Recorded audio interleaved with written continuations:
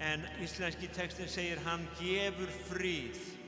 Og það svo yndislegt að vita það í öllu þessu sem að gerast núna, að þá getum við átt frið, af því að Guð fríðarins, hann sundurmóla Satan undir fótum vorum.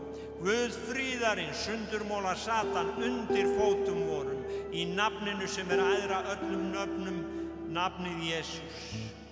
Hann gefur frið, öllu illu hann ryður burt. Hann gefur frið, hann gefur frið,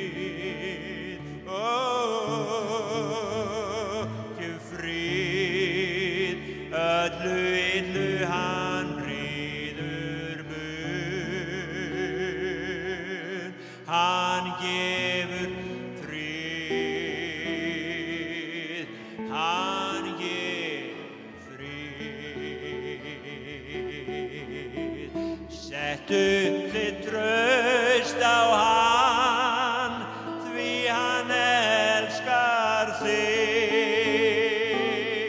Hann gefur frið,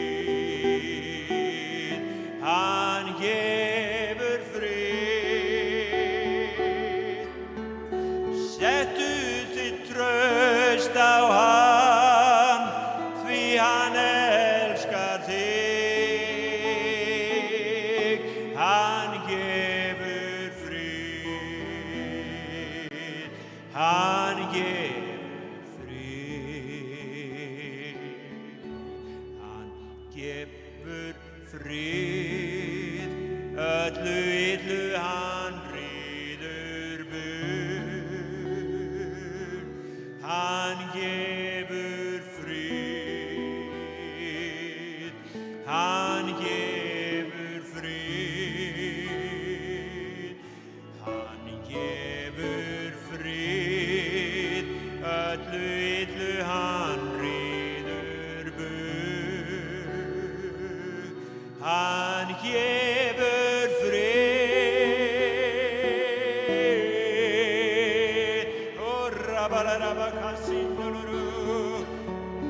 settu þitt traust á hann, því hann elskar þig. Hann gefur frið, hann gefur frið. Settu þitt traust á hann, því hann elskar þig. Hann gefur frið, hann gefur frið. Settu þitt traust á hann, því hann elskar þig. Ó, halleluja, elskar þig. Hann gefur frið. Settu þitt traust á hann, því hann elskar þig. Hann gefur frið, hann gefur frið. Ó, halleluja, settu þitt traust á hann, því hann elskar þig. Hann gefur frið, hann gefur frið. Settu þitt traust á hann, því hann elskar þig, elskar þig. Hann gefur frið, hann gefur frið.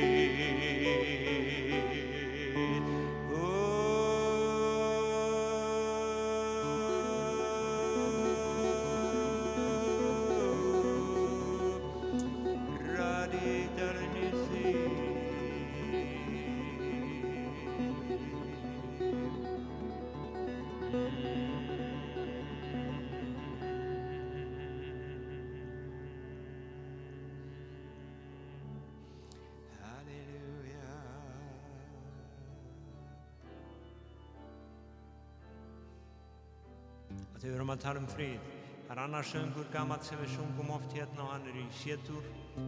Peace like a river, love like a mountain,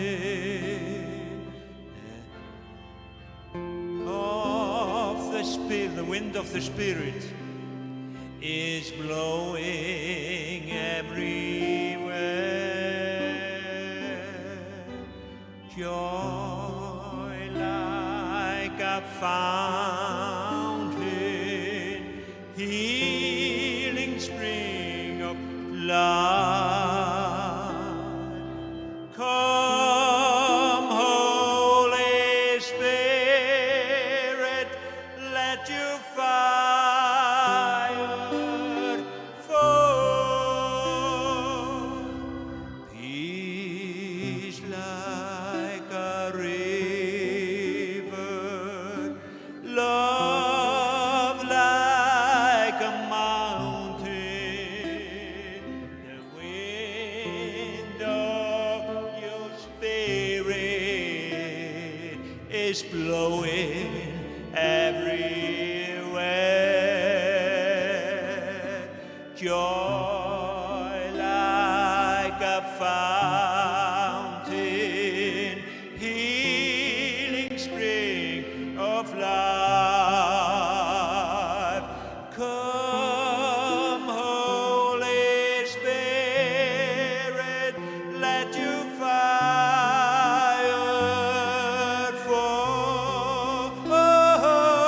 Come, Holy Spirit, let your fire fall.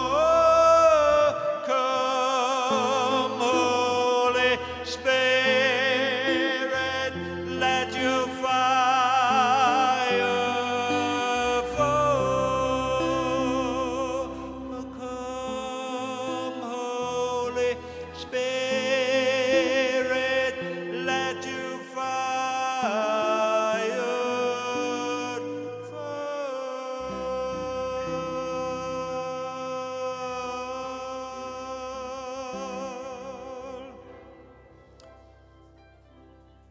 Takk Jesus, takk fyrir friðin þinn, takk fyrir eldin þinn, takk Jesus.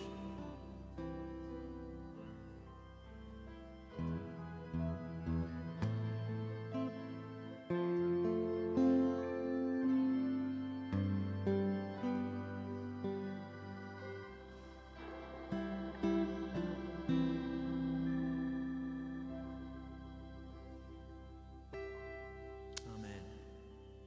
Halleluja. Ég er bara að hugsa orð Jesú þegar hann sagði hversu hjartanlega hef ég þráð að neyta þessara páskamáltíðar með yður, og það kemur bara til mér þessi tilfinning og hugsun að hversu hann, faðirinn, þráir að virkilega vera með okkur þegar við lofum hann. Hann þráir að vera með okkur. Við erum ekki bara hérna á samkomu, við erum að snerta hinn lifandi Guð sem skapaði allt, og hann er hér. Og við segjum bara takk Faðir, takk Jesús, takk heilagur andi, takk Faðir, takk Jesús og takk heilagur andi.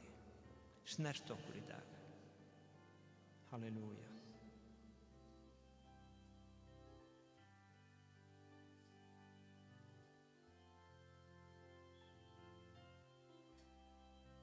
Amen.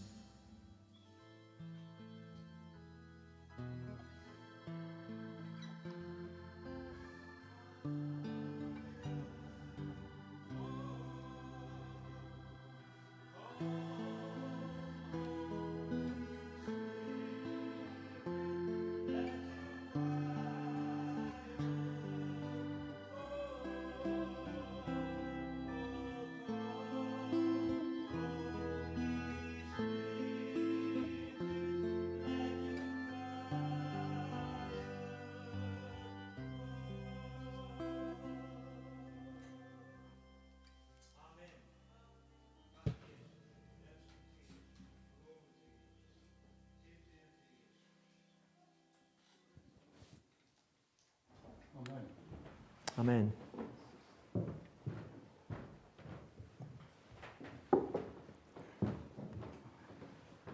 Við vorum að tala brúði Krists á síðasta sunnudag og það var þessi áhersla á að vera viðbúinn og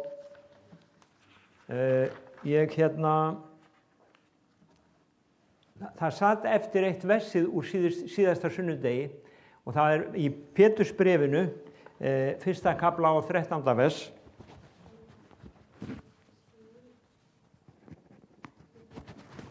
Fyrra Pétursbréf, 1. kafli, það ekki 13 kaflar í Pétursbréfinu, það 1. kafli og 13. vers og þar segir gjörið því hugiðar viðbúna, vakið, setið alla voniða til þeirra náðar sem yður mun veitast við opinberun Jesú Krists. Setið alla von yðar á þá opinberun sem yður,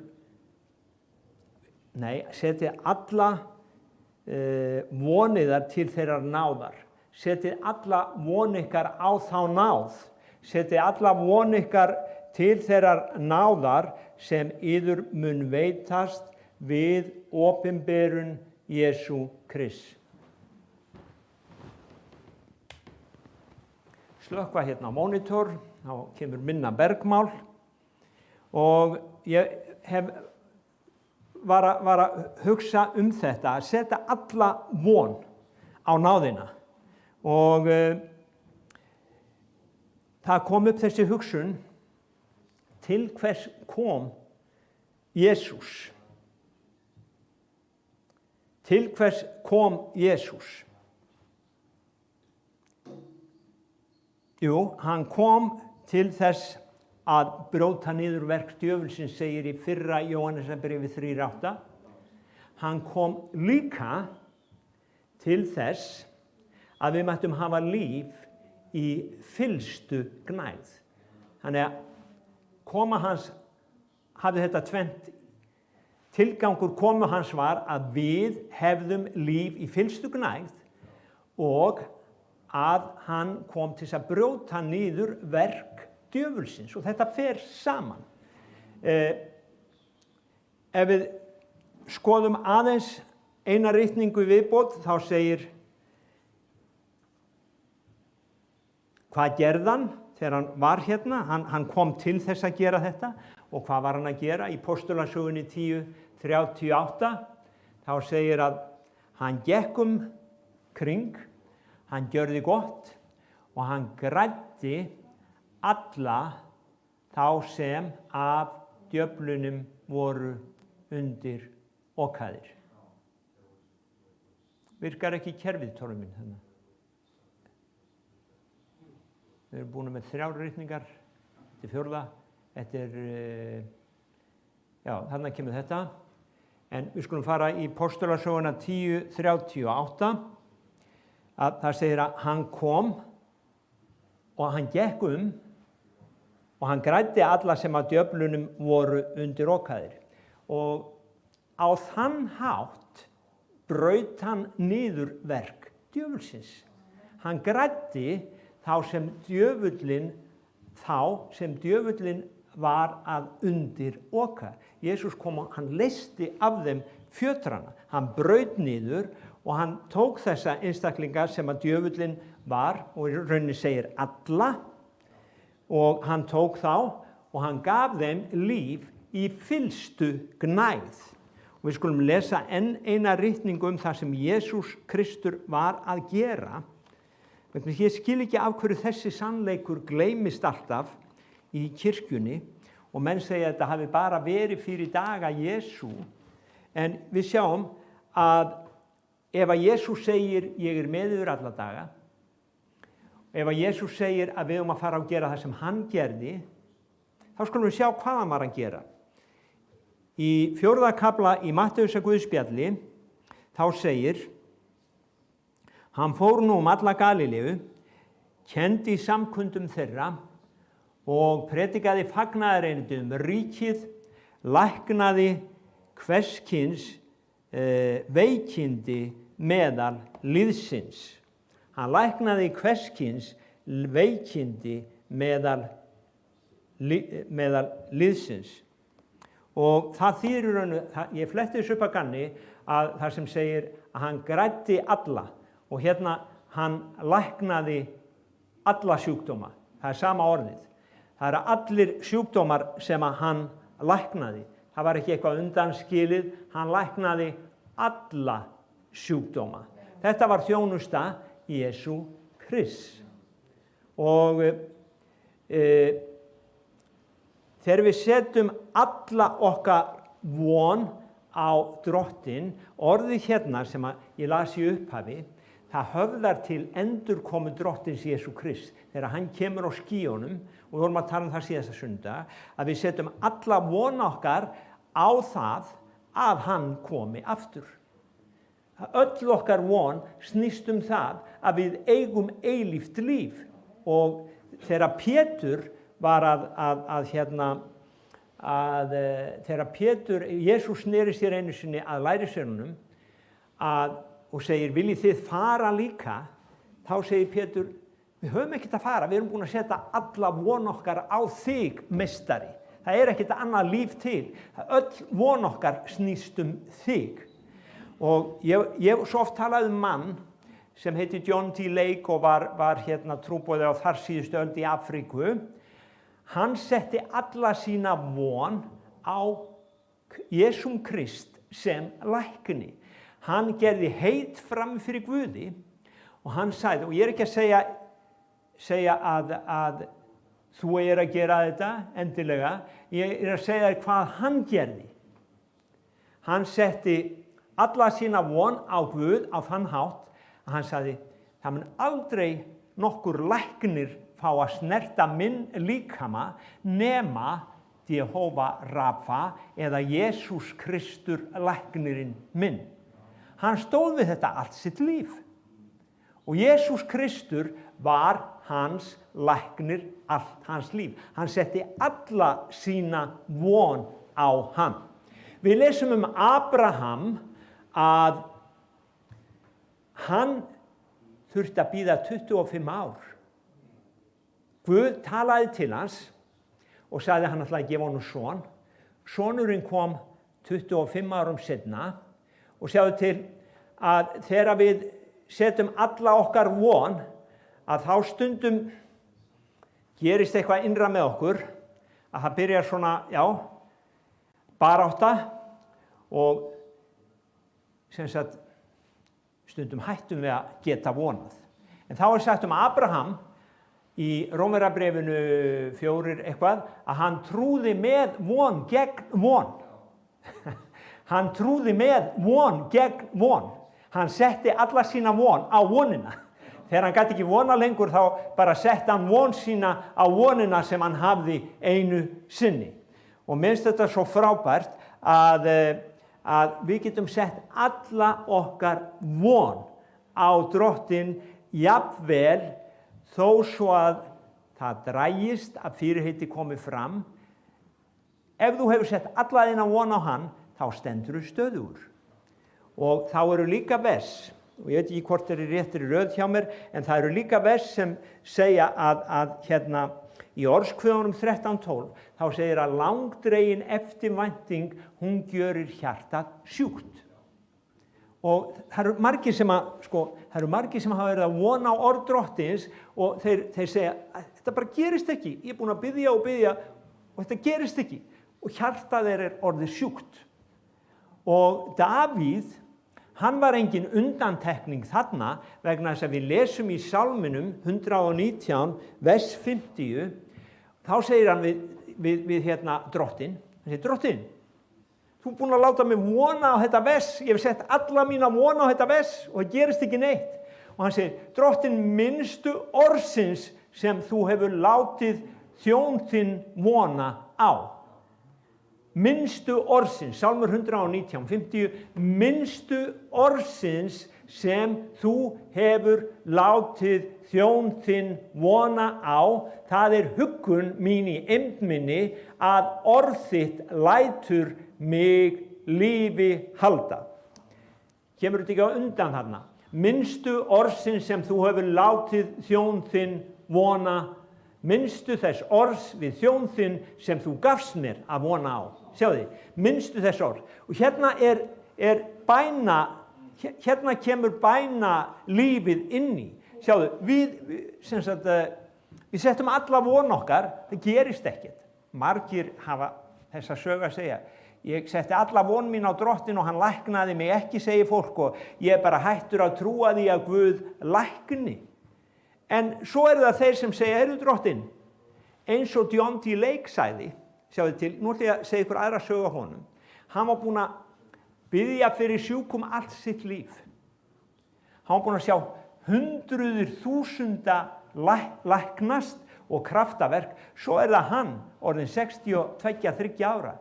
Hann að verða blindur. Og vitið hvað hann gerði? Hann sagði ekki, nei, þetta virkar ekki, Drottin, Drottin, ég meina, hvað í gangi? Hann sagði, Drottin, nú skulum við koma í göngutúr. Og hann fór og gekk heima í garðinu sínum og hann sagði við Guð, sjáðu Drottin, ég búinn að biðja, og þetta minnir mig svolítið á bæn Móse, þegar Guð ætlaði að eyða öllum Ísraelsmönnum. Hann sagði, Drottin, ég búinn að vera að biðja fyrir sjúkum allt mitt líf, fólk hefur séð sjúka lækna og nú ég að verða blindur, það bara gengur ekki. Það bara setur blett á orð þitt. 30 mínútum síðar var John D. Lake kominn aftur heima húsinu sínu alsjáandi. Hann sagði minnstu Drottins orðsins. Sjáðu, hann setti alla sína von á Guð og það var annarkvort bara að lifa með því eða deyja með því. Og það þetta sem Biblían að segja okkur, setjum alla okkar von á Guð, ekki hafa einhverja útgönguleið. Setjum alla okkar von á Guð. Og ef það ekki gengur, sjáðu, það allt í lagi að minna Guð á, Davíð myndi Guð á, Jeremía myndi Guð líka á. Og ég man ekki hvað, það í kafla 15 einhvers staðar, þið þurfum ekki að fletta því inn, að hann sagði við hann, fletta því upp, hann sagði, Drottin, þú manst hvað þú sagðir og þú sér hvað að gerast í kringum mig núna. Drottin, ég verð bara að segja við þig að þú hefur verið mér eins og svíkull að lækur. Ég meina, hann var bara hreinn og beinn. Og ef við þurfum á því að halda, þá verðum við að vera Drottin faðir okkar, hann vinur okkar, hann elskar okkur. Ef okkur líður svona, þá við ekki að fara út í bæ og segja það við einhvern annan, við segjum það beint við hann. Davíð sagði, minnstu orðsins Drottin sem þú lest þjón þinn vona á. Og það einmitt þetta, við sjáum svona mismunandi viðbrögð, það erfitt alltaf ef við þurfum að vona lengi. En þetta orð hérna sem ég hafði í upphafi, að setja alla vonin á hann, vegna þess að hann á opinberun hans, sem þýðir að þegar hann opinberast. Nú, Jesús Kristur, hann sagði okkur að hann hefði farið burt, og þetta Jóhannes 14, þurfum ekki að fletta því upp því þekki þetta vers úr Jóhannesar Guðspjalli 14. kafla. Hann sagði, ég farin og hef búið þau stað svo að þér séu einnig þar sem ég Ok, það höfðar til opinberunar hans þegar hann kemur. Það annað vers þarna seinna í sama kafla, þá segir hann, það til góðs að ég fari ég ekki, þá kemur ekki heilagi andinn. Svo segir hann aftur, sjá, ég kem til yðar. Ég opinberast ykkur. Heimurinn mun ekki sjá mig, en ég ætla að opinberast ykkur. Ég kem til yðar.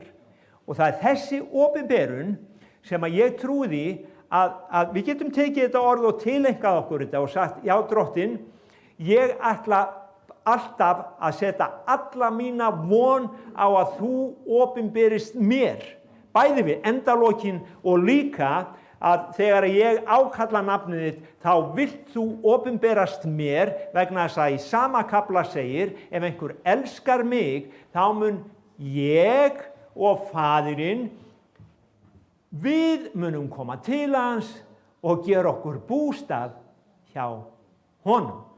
Amen.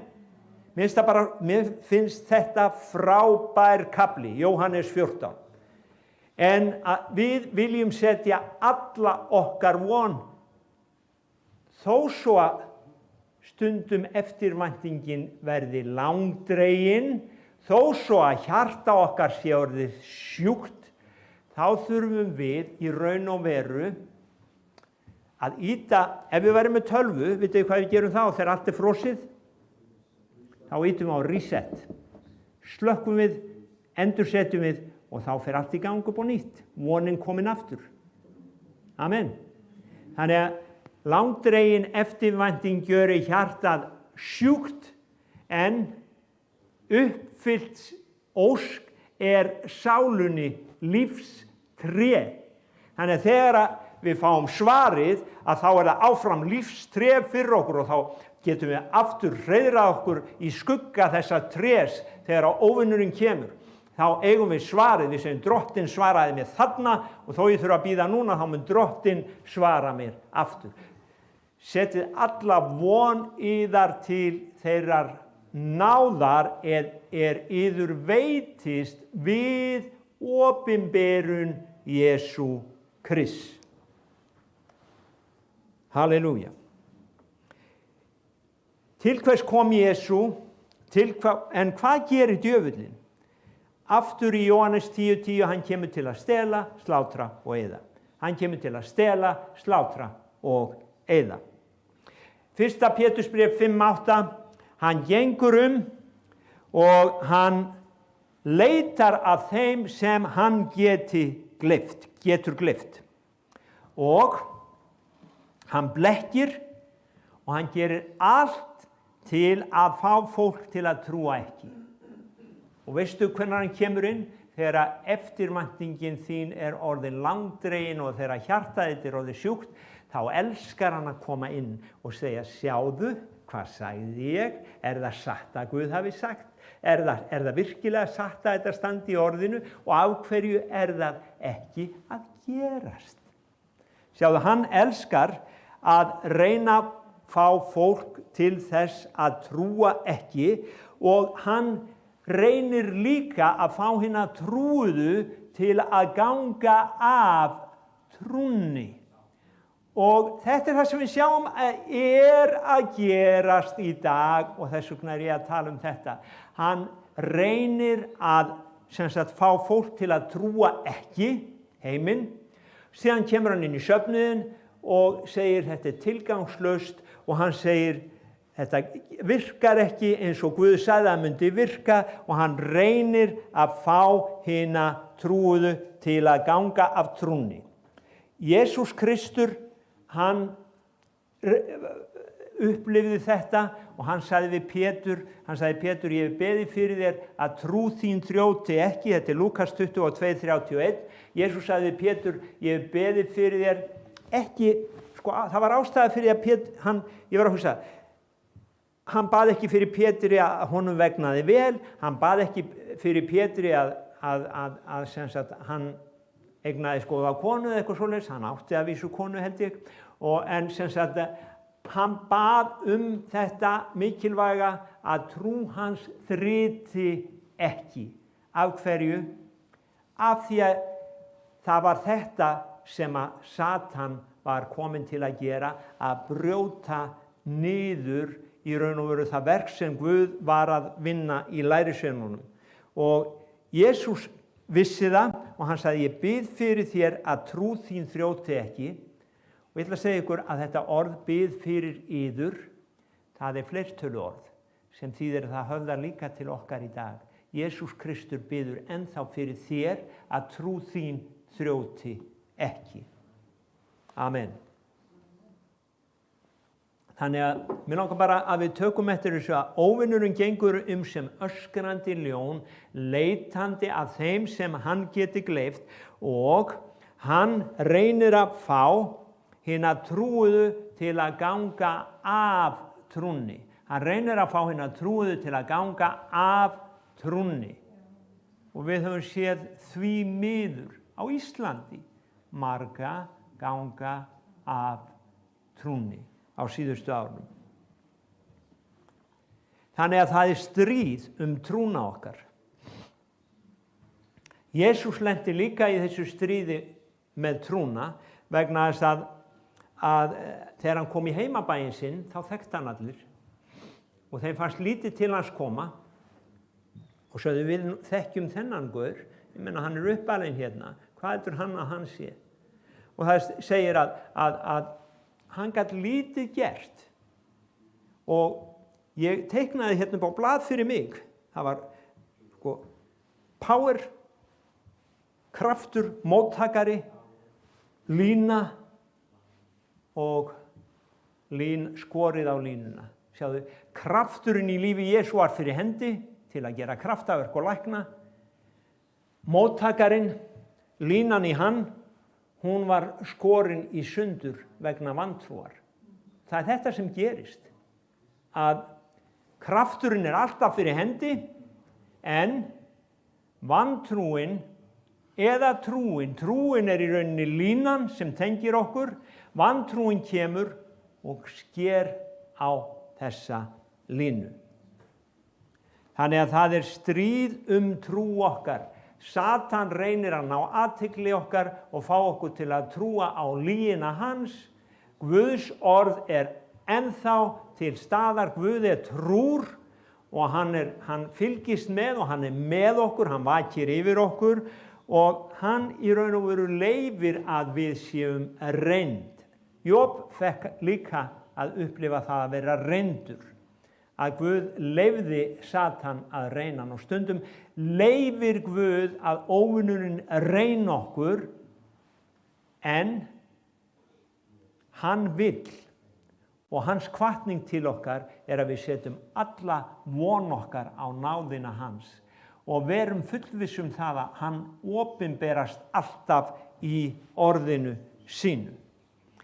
Og það eru hérna, ég var að hugleiða bara þetta og einn daginn hérna á bænastunda þá vorum við að lesa konuna sem heyrði og þegar hún heyrir, þetta í Markús 5, Markús 5, 25, það segir að hún heyrði og sjáðu til, hún var búin að reyna allt. Hún var búin að eyða aleigu sinni, fara til allra lækna sem til voru þá. Markús 5, þetta konan með blóðlátið og hún hafði haft blóðlát í 12 ár, hún var búin að eyða aleigu sinni, hún var búin að gera allt. Nú heyrir hún að þessi maður sem að biðja fyrir sjúkum og gera kraftaverk. Hún setur alla sína von á þennan mann, þetta var hennar síðasta hálmstrá. Það var fullt af fólki hérna sem kom bara til að hlusta á mannin og sjá kraftaverk. Og svona, já, við skulum bara sjá hvort að hann gerist örugglega ekkert með mig, en ég ætla að fara og sjá, það er spennandi að sjá svona, hvort eitthvað gerist. En þessi kona kom ekki þannig, hún hafði sett alla sína von, hún sagði, ef ég aðeins fæ snertan, ef ég aðeins fæ snertan, ef ég aðeins fæ snertan, þá mun ég heil verða. Þá mun ég heil verða. Þannig að þessi kona, hún heyrði, og hún setti alla sína, hún gaf allt í það, hún gaf, þetta var annarkvort bara dey ég í mínu sjúkdómi eða þessi maður lækna mig. Og hún fer og snertir hann, það var mannþröng þarna sem að margir sem snert hann, en það var þessi trúarsnerting sem dró kraftinn út frá kraftstöðinni. Jesús sagði, það snart mig einhver. Og lærisveinarnir sagði, allir að snerta þig, Jesú. Nei, það fór kraftur út frá mér.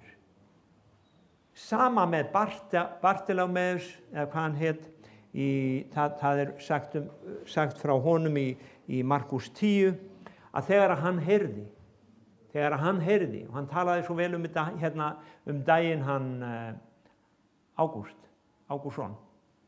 Ágúst? Ha? Já, hann talaði svo vel blindamannin og þegar hann heyrði að þar færi Jesú, hann var blindur, hann sá hann ekki, að þá bara öskraði hann af öllum lífs- og sálarkröftum: Jesús, sonur Davíðs, miskunna þú mér. Og hann truflaði bara samkomuna. Hann bara fór að öskra og veina á Guð. Og ég hugsa, ef einhver fer að öskra og veina hérna inn á samkomu, þá segjum við vanalega, sko, vil ég leiða þennan mann út? En hugsið ykkur ef að Jesús væri að opinbera þessari manneskju og hún væri búin að vera farsjúk og hún bara sæi bara Jesú opinbera hann á meðal okkar og hún bara öskraði og veinaði: Jesús, Jesús, hjálpaðu mér.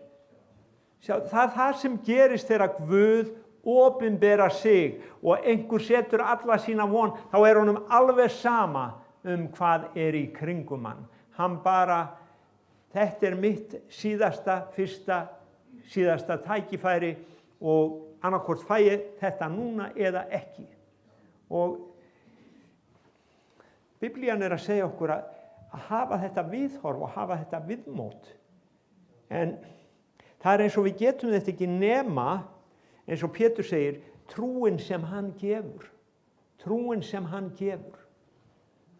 Það var hún sem læknaði mannin sem hafði verið við fögrudyr. Það var trúin sem Jesús gaf Pétri. Hann sagði: það sem ég hef, það sem Jesús gaf mér, ég er með það í vasanum. Og bara statt upp í Jesú nafni. Hann var með að Jesús gaf honum trúna. En hann var að fara á bænastund þá í Hvítasunnu-kirkjunni klukkan 5 á þriðjudegi. Þetta var síðdegis bænastund og þar var þar sem hann fekk kraftinn. Takið eftir því. Þannig að það má auglýsa bænastundina líka í predikun.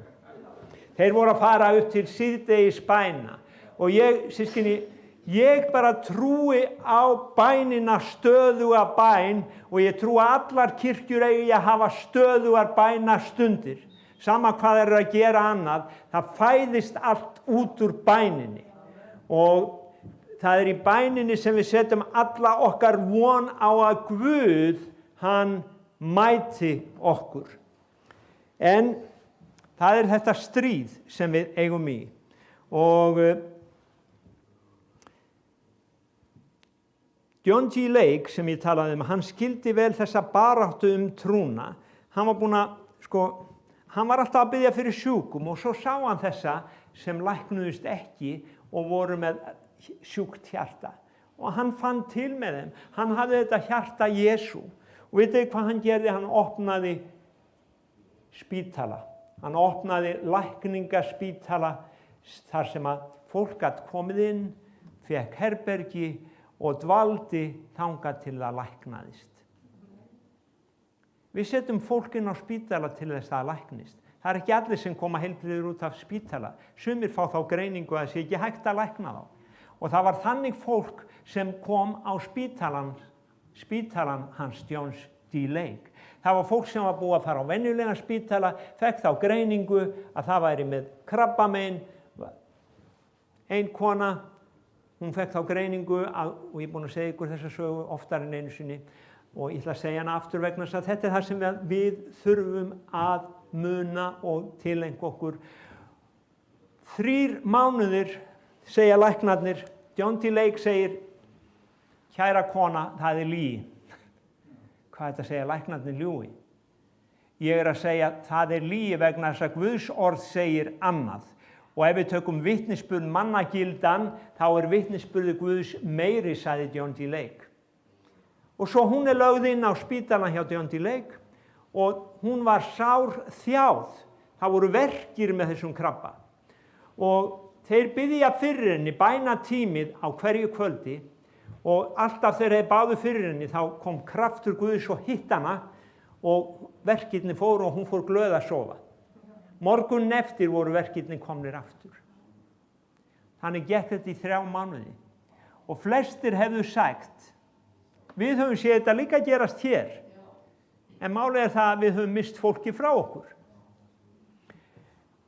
Þarna var konan á staðnum, hún kom aftur og aftur og aftur. alltaf gerist þetta sama í 3 mánuði. Og John D. Lake segir, ég var eiginlega komin að því að gefast upp. Hann sem trúði að allir ætti að læknast og myndu læknast. En hann segir, eitt kvöldið þegar við vorum að biðja fyrir henni, þá horfði ég í augun á henni og nú sé ég að she got it. Hún meðtók það. Trúin kom inn í hjarta hennar. Hún var heilbrigð frá þeirri stund. Sjáðu til, þegar konan með blóðláti kom til Jesú, þá sagði Jesús, trú þín hefur gjört þig heila. Bartólómeus, trú þín hefur gjört þig heilan. Kanverska konan, hún sem sagði að hundarnir eta mólana af borði meistarans, hún í raun og veru kom eins og lítill hundur og bara blubb, spurði ekki neitt, tók bara og Jesús sagði vegna þessara orða þinna dóttir þín heil. Og það einmitt þetta að þegar trúi, krafturinn alltaf til staðar, en þegar trúin kemur og stundum svo erfitt að fá þessa trú til að virka í okkar hjarta þó við þekkjum þetta og vitum þetta, stundum betra fyrir einhverja sem hafa aldrei heyrt að trúa, en við þurfum að setja samt von okkar til þessara náðar sem okkur veitist við opinberun Jesú Krists. Og ein hliðina á þessu að við höldum áfram. Í Postulasögunni 4:31 okkur sagt að þeir komu saman, það var einn hugur, ein von, þeir settu alla sína von til drottins, þá sagt að staðurinn hrærðist þar sem þeir voru samankomnir á. Það bara byrjaði alltaf titra og skjálfa, það var eins og væri landskjálfti. Staðurinn hrærðist. Og hvað gerðist? Jú, Guð sjálfur var kominn á staðinn. Og ég var að rifja upp gamlan kór í morgun. The Lord thy God in the midst of thee is mighty, is mighty. Oh yes, he is mighty. Og það sem gerist þegar við lofum hann.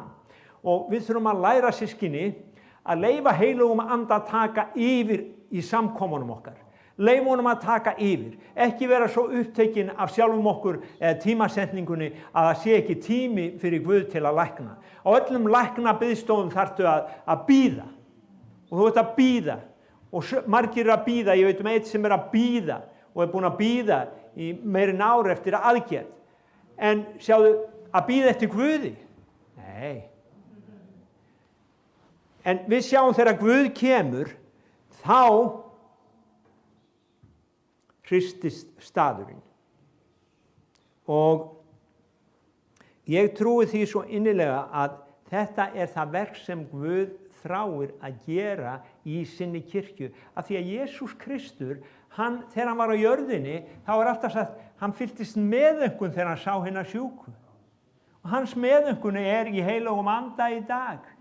En nær hann nógu miklu taki á okkur til þess að þessi meðaumkun geti flætt í gegnum okkur og henni sjúku byrja að læknast. Og sjáu þið alltaf, ég talaði um daginn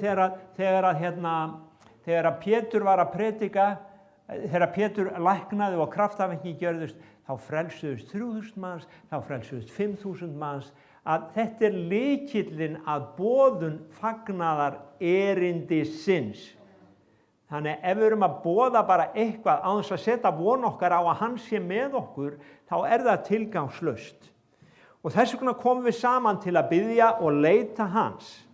Og ég trúi því að Guð vill lækna þegar kirkjan kemur saman, bæði á sunnudagssamkomum og bænastundum, við eigum að geta fengið fólk inn til okkar sem læknast að við biðjum fyrir því.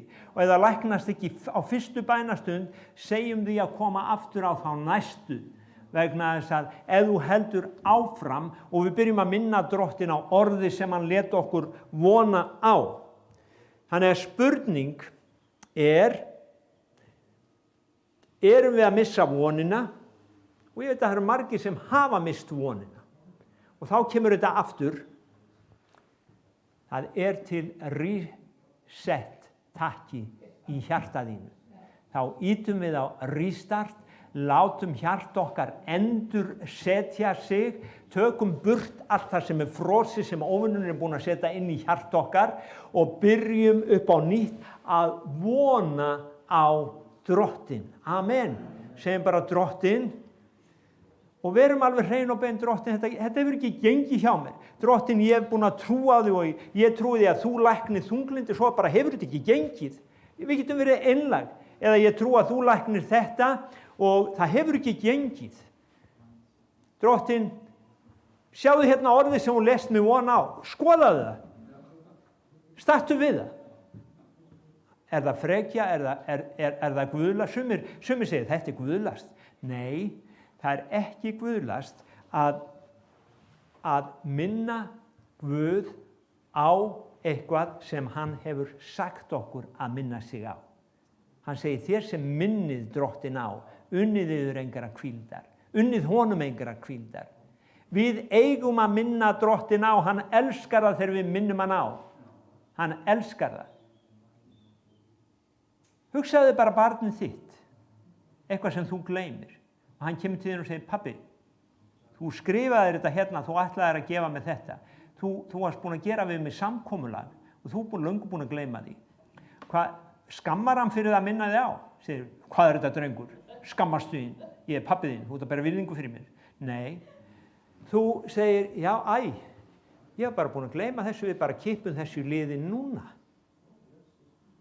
Og ég trúi því að Guð, hann kippir þessi liðin núna þegar að við minnum hann á. Og það er eitt vers hérna sem ég langar að við förum út með fyrir utan þetta vers að setja alla von okkar á opinberun orðsins að það er Rómverjabréfið 15:13. Þar er Guð, þar nefnir hann sig Guð vonarinnar. 15:13. Guð vonarinnar fylliður öllum fögnuði og friði í trúnni, svo þér séuð auðugir af voninni í krafti heilags anda. Guð vonarinnar fylliður öllum fögnuði og friði í trúnni, svo þér séuð auðugir af voninni í krafti heilags anda. Ein þýðing segir svo að bara vonin verði yfirfljótandi í lífið þínu. En sjáðu, hann er nefndur Guð friðarins, hann er nefndur Guð vonarinnar. Og ef að langdregin eftirvænting gjöri hjarta sjúkt, hvar hefurðu verið? Á hvern hefurðu verið að vona? Þú hefur greinilega ekki snert Guð vonarinnar. Hann er Guð vonarinnar. Ef þú ert í faðmi hans, þá ertu fullur af von. Sjáðu, getum við tekið tíma bara og fengið svona refill,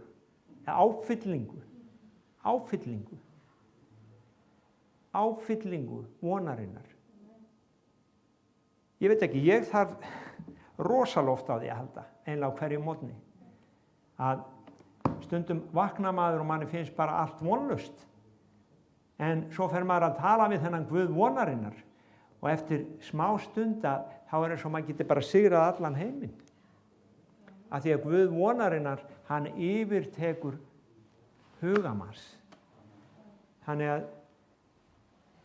setjum von okkar á hann og það segir, gjörið hugiðar viðbúna, sagði versið, að sjáðu, eða hafið hugan umgirtan. Gerið hugiðar viðbúna eða hafið hugan umgirtan, segir gamla þýðingin, sem segir okkur það að við eigum ekki að láta vantrúna koma inn í hug okkar. Við eigum að hafa hann umgirtan og við eigum að horfa bara á náðina Drottins Jesú Krists. Ekki á okkar fyrir mistök, ekki á syndir okkar sem Guð hefur þvegið í burtu og fjarlægt eins og langt og austri frá vestrinu, heldur á náðina sem okkur mun veitast bæði þegar Jesús Kristur kemur á skýjum himinsins og líka náðina sem okkur mun veitast þegar hann mætir mér núna. Þegar hann mætir mér núna. Þegar hann snertir mig núna. Á þessari samkomu, ekki á morgun. Núna. Núna, hann læknar mig núna. Amen. Ég tek það núna. Saman hvort ég finn það eða ekki. Ég bara tek það Jesús. Ég tek lækninguna fyrir mig. Ég tek vonina fyrir mig. Ég ætla að vera vinur þinn. Amen.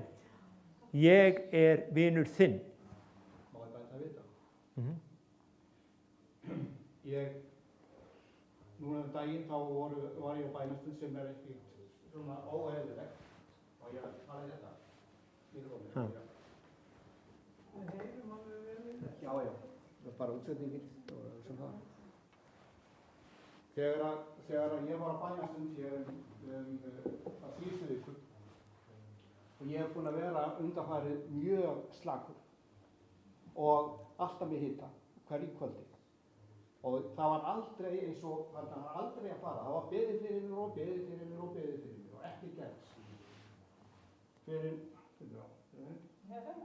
er það á? Það er batteri búið. Já, og nema það að, svo gerist það að í síðustu viku að á sunnudegi þá biður Kristinn fyrir mér og Keti fyrir mér. Og ég finn breytingu. Og mér líður betur. Og svo eins og hann segir, sko, það var eins og væri, sko, að fjaraði út svona hægt og rólega. Svo á miðvikudaginn þá fer Svandís á bænastund með Ester.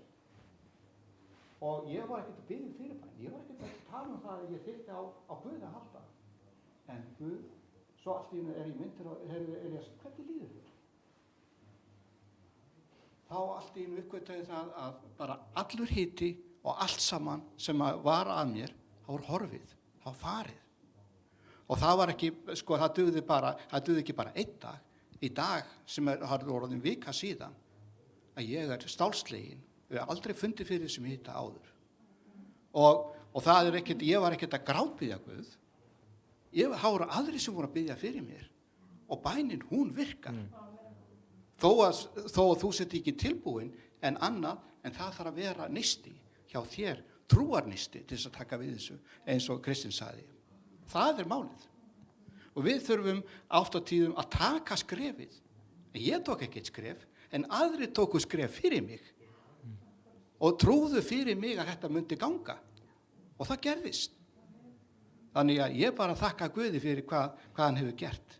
Amen. Og svo það oft á tíðum þegar við þökkum Guði, þá kemur djöfullinn. Ertu nú alveg vissum að þetta gangi? En það er ekki vitt að dæla það. Það Guð sem læknar. Og hann heldur út og ég þarf að halda í vonuna. Og þakka fyrir. Amen. Amen. Ok, við förum að slíta þessari útsendingu alveg rétt bráðum. En mér langar bara að við byggjum eina bæn saman og ef að þú ert að fást við sjúkdóm, ef að þú ekki þekkir Jesú, ef þú vilt gefa Jesú hjartað þitt, þá það mjög einfalt. Þú segir já við hann, Jesús, ég vil gefast þér og ég vil tilheyra þér. Fyrirgef mér mínar syndir og ég þitt barn. Þú játast honum. Ef þú ert með sjúkdóm eða ert að fást við sjúkdóm í þínu lífi, þá segir Biblían að hann bar mein þín og hann kom einmitt til þess að taka sjúkdóma þína í burtu. Hann kom til jarðarinnar til þess að brjóta niður þetta sjúkdómaríki og gefa okkur nýtt ríki þar sem dýrð Guðs býr að eilífu.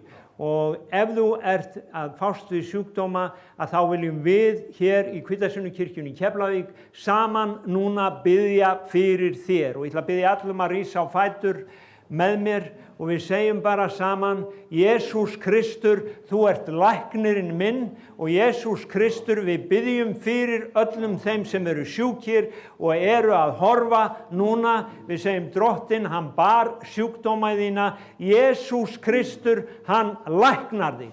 Hann læknar þig, hann snertir þig. Taktu við því í trú í nafni Jesú. Amen. Drottinn blessi þig, kæri vinur, og við ljúkum þessari útsendingu. Það er ekki útsending næsta sunnudag. Það verður útsending frá Fíladelfíu vegna kvotmóts og þannig að við ætlum að tengjast því hér á næsta sunnudag. Drottinn blessi þig og varveiti og takk fyrir samveruna í dag. Amen. Takk Jesús. Takk Jesús. Halleluja.